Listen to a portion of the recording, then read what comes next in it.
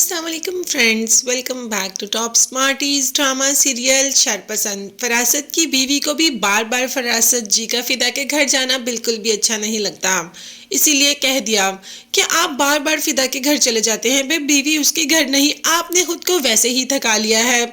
जाके उसके घर के सारे काम भी करते हैं, उसे खाना भी देते हैं और उसकी दिलजोई भी करते हैं। अब फरासत ने कह दिया कि तुम नहीं जानती कि मैं क्या कर रहा हूँ, तुम्हें पता चलेगा कि मैं क्या कर रहा हूँ। अब बीवी को अंदाजा हो गया कि फरासत साहब किसी न किसी चक्कर में है। फरासत ने फिदा और सनम को एक दूसरे से काफी दूर कर दिया। सनम 3 दिन या 4 दिन के लिए क्या गई, अब तो फिदा उससे बात भी नहीं करना चाहता।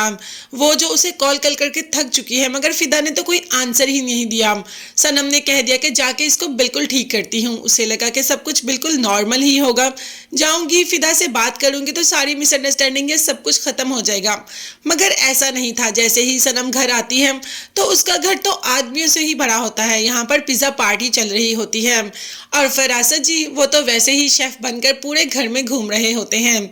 सनम को देखते ही सब अपने अपने घरों में तो चले जाते हैं, क्योंकि उन्हें पता चल जाता है कि भाई अब घर की मालिकन आ गई, अब तो उनका यहाँ पर कोई जवाब बनता ही नहीं।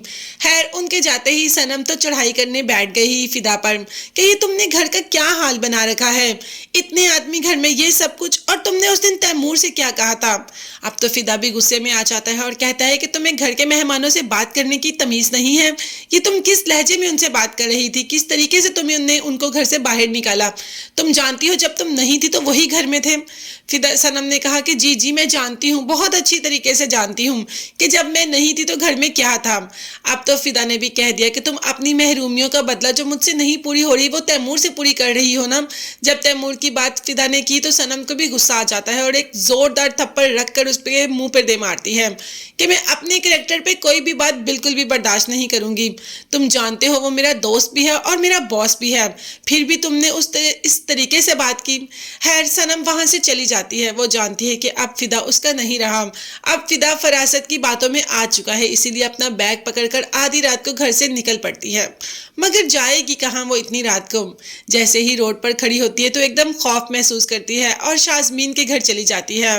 वो जानती है कि शाजमीन के दरवाजे तो उसके लिए हमेशा खुले हैं। शाजमीन के आगे जाकर रो रो कर अपनी कहानी बताती है। शाजमीन को तो पता है, वो तो पहले ही फरासत के हाथ लगवा चुकी है।